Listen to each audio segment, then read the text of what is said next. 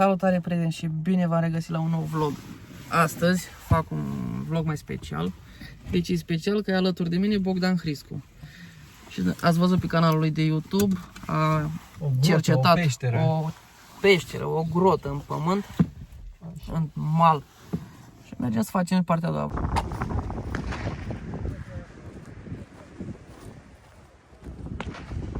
Ia uitați câte gunoaie pe aici. Le aruncă oamenii de sus.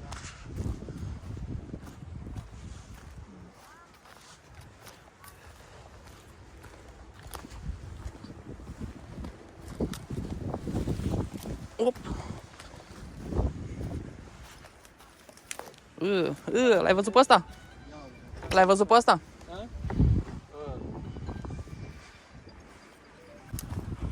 Dacă e să alunec măcar să mă vedeți și voi.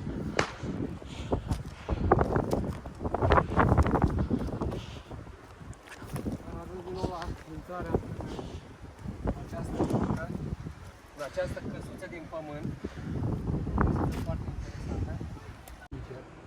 Aici, nu. Acum.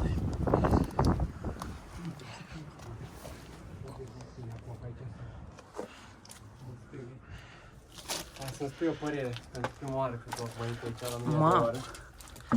Se pare? Prima părere, foarte frig. Frig? Da. Unde, înăuntru e bine, dos. E bine înăuntru, nu e? Da. Decât atât? Păi, aici dormea el. O pernă. Acolo dormea omul, da. Vezi, avea perna. Mi-au spus alții, după aia mi-a mai zis cineva care e tot din zona asta, mi-a zis că aici avea o masă, scaune, avea mai multe, avea gen ca un dulap, uite, vezi? Observi aici? Bă, a făcut cineva aici, nu era. O săpat aici cineva. Mamă, câți țânțari. Da, sunt gândaci. Nu, țânțari. Țânțari ăsta? O, da. Bă, ești nebun că țânțari, chiar că nu focusează, stai așa. Ia uite, mamă, invazie. Dar păi dacă stai aici, că e umezeală, știi, și dos. Ah, mă, m-a pișcat ureche. Ah, Pe bune. m-a pișcat ureche, serios. Ah, mi-a băzit în ureche, dar m-a și pișcat. Mamă, câți țânțari. Uite, astea, vezi, sunt pietre, dar cum ar fi să găsim am fost și în Excel. Mamă, dar acolo n-ai cum să ajungi. Pietre. Dar ar putea să fie și fosile pe aici.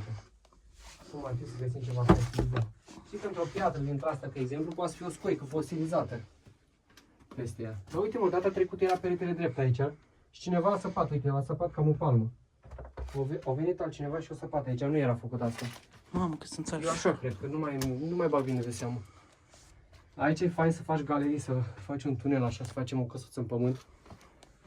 Da, acum, deci ideea e că eu vreau să ajung sus. Ah, bă, acolo. Nu ai idee ce este pe pereți. Deci nu mai țânțari. Și eu sunt curios în sus cum e. Băi, deci aș vrea să mă urc aici, Edi. Ia vezi că sunt și copii afară. Sunt copii afară. Da, băieți.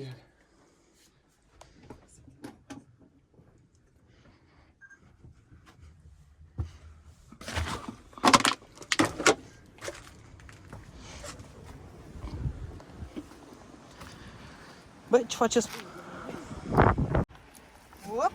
Opa, încet. Da. Da. Bine, dacă te gunoaie. Bă.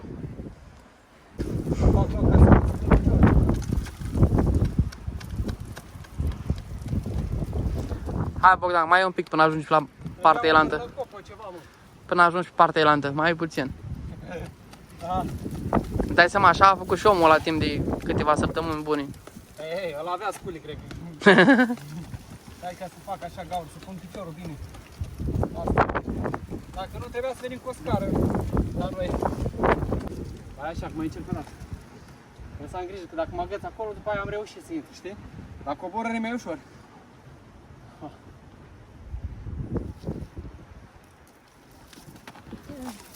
Ușor, ușor, ușor. Mă spune că e poziția rea. E poziția foarte, foarte rea. Hai, încă o încercare. Hai să te Aici pun piciorul bine, nu are treabă. Dar aici trebuie să mă agăți. Trebuie să mă agăți. Ia. Trebuie să fie gaura mea mai... Uite, fii atent. În stânga, acolo, în stânga, Și vreo... poți să bagi mâna, dar vezi să nu se rupă malul. Dar să nu se rupă malul. Nu, se rupe.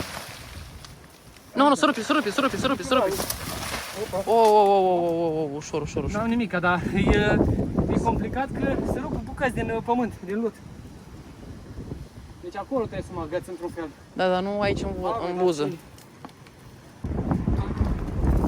Sunt aici o bucată. Să reușesc. Am reușit. Mă, ce e înăuntru? Bă, ești nebun. Eu mă tepăr pe puta. Omul din pământ. Principal, că puteți rămâne acolo, se poate surpa malul. Eu fac asta pe riscul meu acum.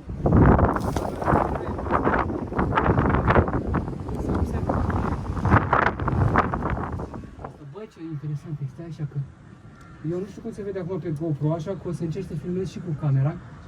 Așa că sper să se vadă bine. Trebuie să punem și telefonul. Ok?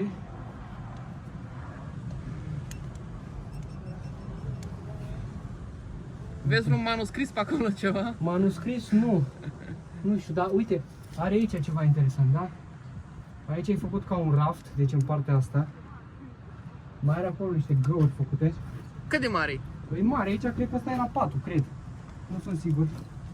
Uite, aici duce încoa. Băi, deci duce încolo, mă.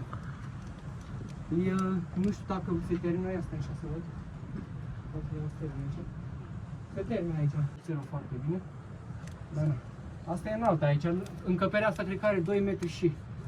Cam atât a fost video pentru astăzi. Bogdan Hriscu a reușit să intre pe acea gaură. Pe acea gaură din mal. Veți vedea pe canalul lui de YouTube. Eu am reușit să intru doar pe aici, să văd dormitorul, să zic așa, dormitorul celui care s-a sponsorat. Ia să vedem acolo, în acea toaletă. Și cam asta a fost videoclipul pe ziua de azi. Până data viitoare, nu uitați, încurajați-mă cu un like și să ne auzim cu bine. Pa!